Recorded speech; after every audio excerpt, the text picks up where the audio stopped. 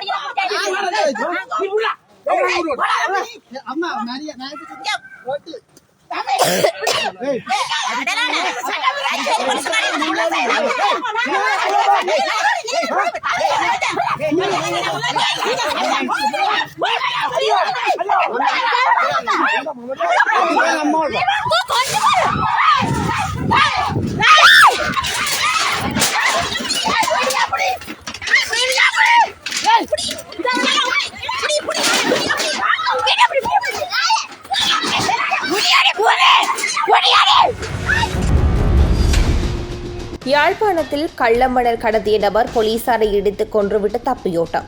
யாழ்ப்பாணத்தில் சட்டவிரோதமாக மணல் ஏற்றி சென்ற உளவு இயந்திரம் மோதியதில் போலீஸ் உத்தியோகஸ்தர் ஒருவர் உயிரிழந்துள்ளார். கொடிகாமம் பகுதியில் வீதி சோதனை நடவடிக்கையில் ஈடுபட்டிருந்த போலீஸ் குழுவினர் மணல் ஏற்றி வந்த உளவு இயந்திரத்தை மறிக்க முயன்றுள்ளனர். இதன்போது உளவு இயந்திரத்தை செலுத்தி வந்தவர் அதன் வேகத்தை அதிகரித்து போலீஸ் குழுவினர் மீது மோதிவிட்டு தப்பி சென்றுள்ளனர். இந்த மோதலில் போலீஸ் சார்ஜென்ட் தர அதிகாரியான அல்பிரட் என்பவர் சம்பவ இடத்திலேயே உயிரிழந்துள்ளார். விபத்தை ஏற்படுத்திவிட்டு தப்பி சென்ற சாரதியை கைது செய்ய விசேட போலீஸ் குழுக்கள் அமைக்கப்பட்டு தீவிர விசாரணைகள் முன்னெடுக்கப்பட்டு வருகின்றன.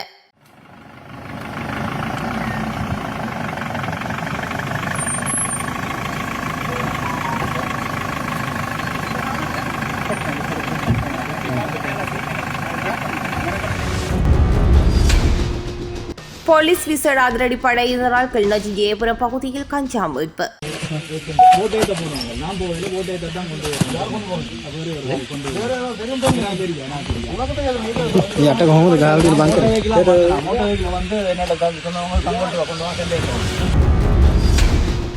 யாழ்ப்பாணத்தில் இன்று மாலை தமிழ் கட்சிகள் சில ஒன்று சேர்ந்து முக்கியமான தீர்மானங்களை எடுத்துள்ளனர்.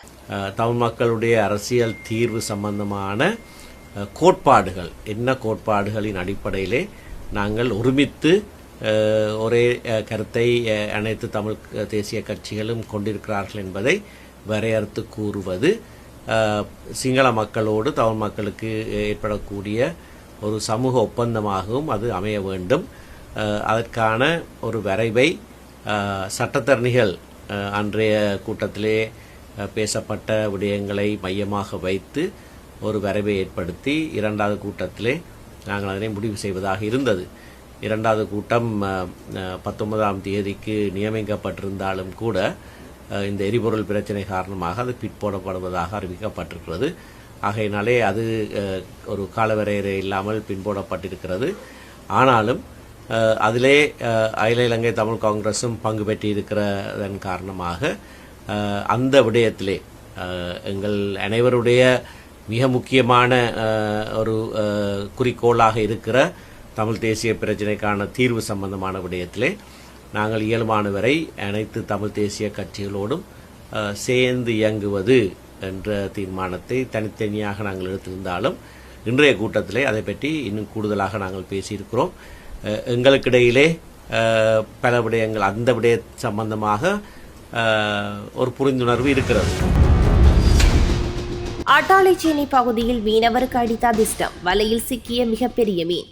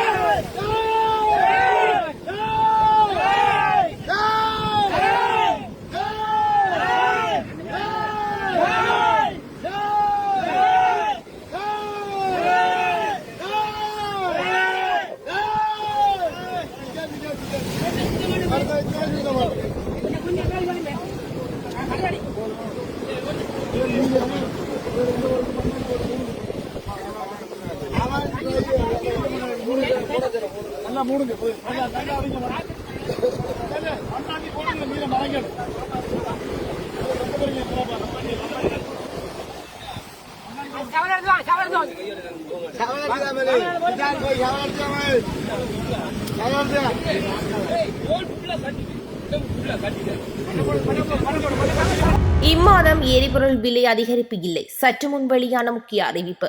இந்த மாதம் மாதாந்திர எரிபொருள் விலை திருத்தம் மேற்கொள்ளப்படாது என இலங்கை பெட்ரோலிய கூட்டுத்தாபனம் தெரிவித்துள்ளது. இலங்கை பெட்ரோலிய கூட்டுத்தாபனம் ஏற்பாடு செய்துள்ள சிறப்பு செய்தியாளர் சந்திப்பு இன்று அரசாங்க தகவல் திணைக்களத்தில் நடைபெற்றது. இதன்போது ஊடக சந்திப்பில் பங்கேற்ற இலங்கை பெட்ரோலிய கூட்டுத்தாபனத்தின் தலைவர் இந்த அறிவிப்பை வெளியிட்டுள்ளார். අපේ ඒරියා මැනේජර්ස්ලා ඉන්නවා. ඊට පස්සේ ඒරියා සුපර්වයිසර්ස්ලා ඉන්නවා. අපේ දිගින් දිගටම අපිට ඩේටා එනවා. අනිකුත් ආයතන මාධ්‍ය මගින් අපිට එනවා. එතකොට අපිට පෝලිං නැති වෙනවා නම් අපිට ආපහු ජනතාව පීඩනයට පත් කරන්න කිසිම අවශ්‍යතාවයක් නැහැ. ඔත්තේ ඉරත්තේ දාගන්න එහෙම අවශ්‍ය නැහැ. யாழ்ப்பாணத்தில் சிக்கிய பெண் வீட்டு வேலை செய்த இடத்திலேயே கைவரிசை 14 பவுண்ட் நகை மீட்பு. யாழ்ப்பாணத்தில் வீடொன்றில் பணிப்பெண்ணாக வேலை செய்த பெண் குறித்த வீட்டில் நகைகளை திருடிய குற்றச்சாட்டில் கைது செய்யப்பட்டுள்ளார். சந்தேக நபரிடமிருந்து திருடப்பட்ட நகைகளையும் போலீசார் மீட்டுள்ளனர். கடந்த 2 வாரங்களுக்கு முன்னர் அந்த வீட்டில் இருந்த 14 பவுண்ட் நகைகள் காணாமல் போயுள்ளன. இது தொடர்பாக அந்த தம்பதியினர் யாழ்ப்பாண போலீஸ் நிலையத்தில் முறைப்பாடு செய்திருந்தனர். முறைப்பாடின் அடிப்படையில் விசாரணைகளை மேற்கொண்ட போலீசார் குறித்த வீட்டின் பணிப்பெண்ணை கைது செய்தனர். அவரிடம் நடத்தப்பட்ட விசாரணைகளின் போது திருடப்பட்ட 14 பவுண்ட் நகைகளும் மீட்கப்பட்டுள்ளன. அதேவேளை தான் இதற்கு முன்னர் பணியாற்றிய வீட்டிலும் நகைகளை திருடியதாக அந்த பெண் விசாரணைகளின் போது ஒப்புக்கொண்டுள்ளார். தமிழர் பகுதியில் கோர விபத்து, 2 உயிரிழப்பு. குச்சவெளி சலப்பையாறு பாலத்திற்கு அருகில் இடம்பெற்ற விபத்தில் 2 உயிரிழந்துள்ளனர். இன்று மாலை திருகோணமலை குச்சவெளி பகுதியில் கப்ரக சிறிய லொரியுடன் மோட்டார் சைக்கிள் நேருக்கு நேர் மோதி விபத்து இடம்பெற்றுள்ளது. விபத்தில் திரியாய் அம்மன் ஆலய பூசகர் சிவராஜ ஐயா மற்றும் கமலநாதன் என்பவருமே உயிரிழந்துள்ளதாக ஆரம்பகட்ட விசாரணைகளில் இருந்து தெரிய வருகின்றது.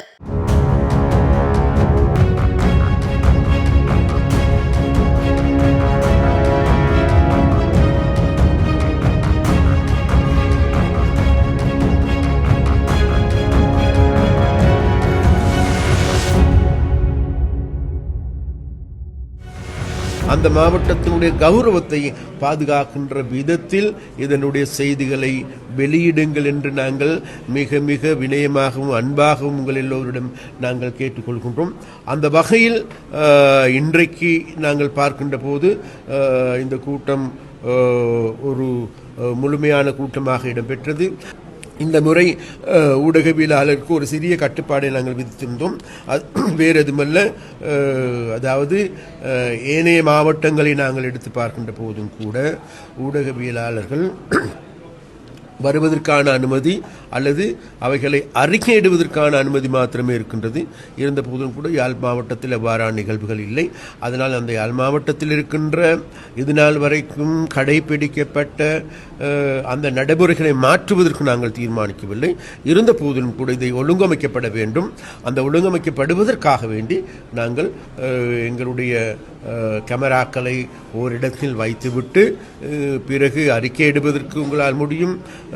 அது பிறகு இது சம்பந்தமான குழு கூட்டத்தின் முடிவிலை இவ்வாறான செய்தியாளர் சந்திப்பு, அந்த செய்தியாளர் சந்திப்பின் பொழுது உங்களுக்கு தேவையான கேள்விகளையும் கேட்டுக்கொண்டு அந்த இதுக்கு நீங்கள் ஒத்துழைப்பு தர வேண்டும் என்று கூறப்படுகின்றது. காணொலி வழியாகத்தான் வருது, அதுதானே உண்மை. இன்றைக்கு நாங்கள்லாம் சொன்னாலும் சொல்லாட்டியும் இப்போ இங்கே எல்லாம் வீடியோக்கள் தானே வரப்போகுது. சரியா? அப்போ அந்த வீடியோக்கள் எடுக்கிறது பரவாயில்லை. வீடியோக்களை ஆக்களுக்கு ஒவ்வொருத்தரும் பேசுகின்ற பொழுது அவர்களுக்கு முன்னால் ஓடி அங்கே ஓடி இங்கே ஓடி அப்படி அந்த அந்த அந்த என்ன வீவஸ் வருகின்ற கட்ஸ் மாத்திரம் எடுக்க வேண்டாம்னு தான் நம்ம சொல்கிறோம். பொதுவாக எடுத்து அதுக்கு பிறகு நாங்கள் அடுத்த வருஷம் அடுத்த முறை நாங்கள் தீர்மானிச்சிருக்கிறோம். அதாவது மாவட்ட கச்சேரியால் முழுமையான வீடியோ பதிவு ஏற்றப்படும். அந்த பதிவும் நாங்கள் உங்களுக்கு முழுமையாக தாரத்துக்கும் இருக்கும்.